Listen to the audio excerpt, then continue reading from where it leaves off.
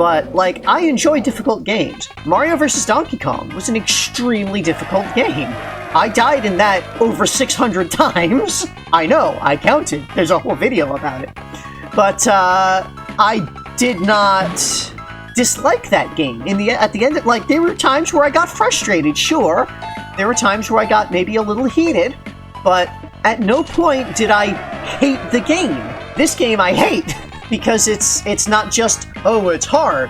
It's hard for bad reasons. You know, it has difficulty that isn't about being skilled. It's difficulty that isn't testing how good you are at playing a video game. It's testing how much have you memorized this specific game and these stages. And how much have you memorized the nuances of how every stage in this game is different in some way? How well have you memorized the gimmick of each specific stage?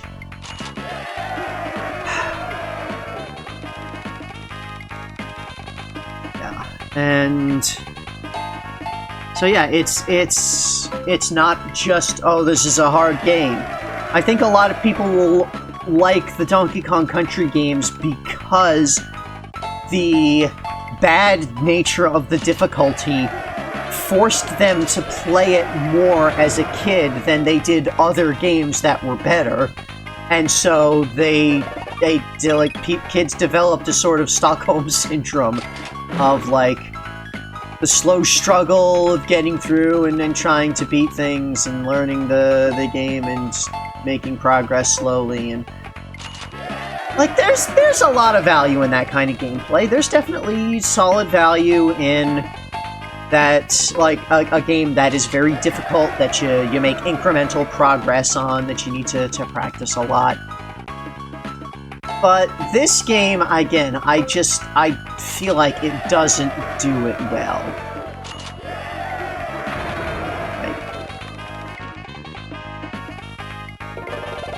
Mostly, it's a matter of the fact that when I fail at this game, half the time it does not feel like I did something wrong. It feels like the game did something at me that I could not have anticipated, because I had not yet memorized the stage. And that, I think, yeah, again, that's like a big difference between this game and other games that are similar in nature, of, like, making incremental progress, struggling through, is that other games that have that kind of gameplay loop where you're struggling, you're making incremental progress, you can look at what is going on and understand what you need to do in advance in a good game.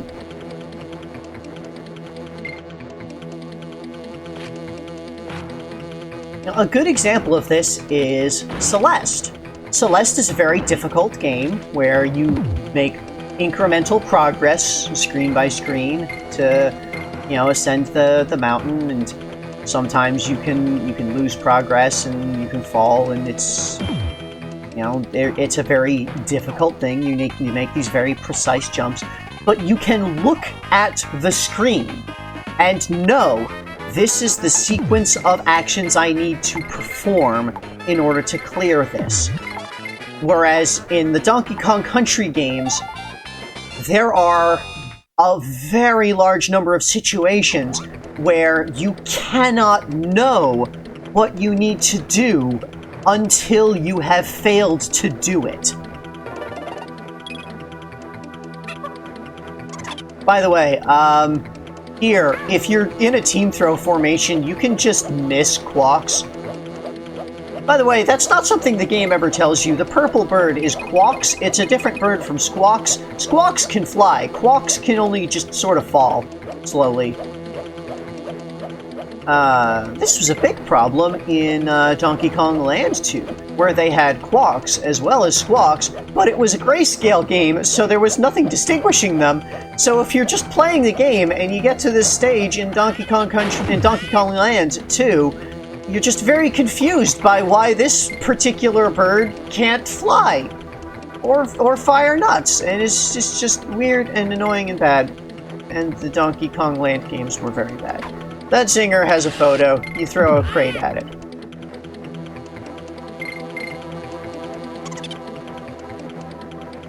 This stage, you absolutely need to understand the fact that you can descend faster with the birds by holding down on D-pad.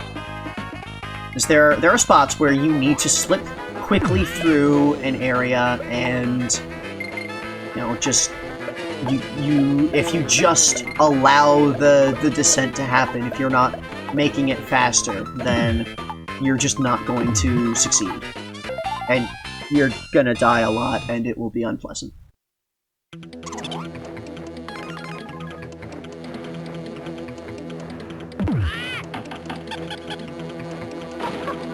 Yeah, a good game, you can look at the what's ahead and understand what you need to do, or, barring that, you can understand what you need to do as you approach each area, even if you don't necessarily have a lot of time to react and understand what you need to do on the fly.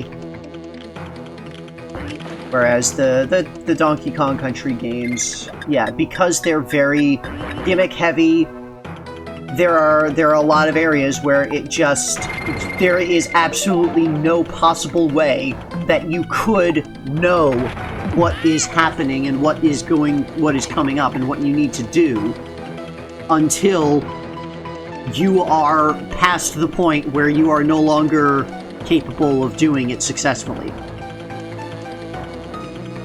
And yeah, the Gusty Glade there is the prime example of that, with the wind that changes in a way that is impossible to understand in advance.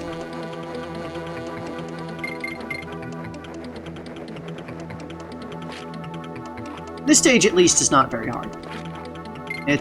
You're going down. Like, you still need to memorize the arrangements of the zingers to a degree to know, like, where you need to hang, especially with how short the screen size is. You can't see terribly far below you compared to how you could in the original game, so you're very limited there. Once again, here's a kiosk that you cannot have enough coins to get through if you've been buying all of the Lost World areas up till this point. Funky! Here's another copter stage.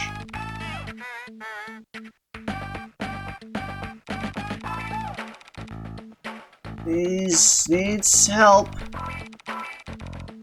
I don't like this.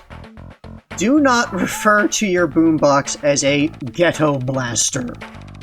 That is an offensive phrase that pearl-clutching white suburbanites use because they're afraid of the loud musics that the urban kids, the black kids, play. It is encoded racism, and it's bad. Don't do it. You should not be using that phrase. Rare. You should not be using that phrase.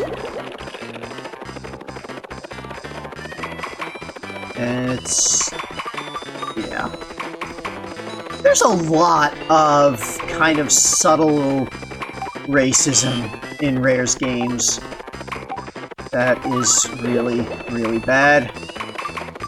That sort of imperialist British racism that happens.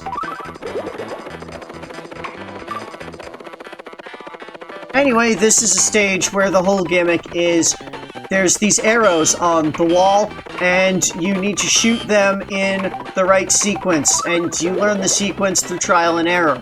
And when you shoot them in the right sequence, it makes the water level drop. And then you can go further down, because there's not air bubbles in this stage, so you don't have the ability to replenish air, unlike the last one where you were going underwater, where that was the entire gimmick of it.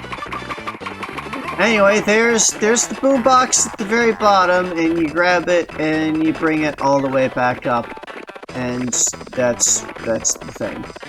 Time is a little bit tight, but it's a fairly simple thing overall.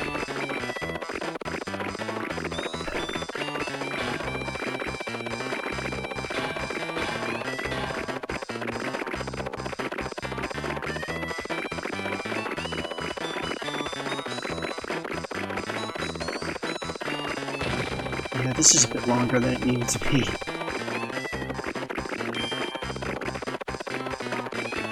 Something kind of funny that you've probably seen a few times. You can shoot Funky with the copter, and he goes like, "Oh, not cool, man," or "Ouch." That's kind of amusing. Now I can listen to the DK rap all night long. That's another, like, weirdly, subtly racist kind of thing. This is something that I was actually thinking about recently, that as a result of reading that line. The DK rap from Donkey Kong 64. It feels like the joke is, oh look, rap.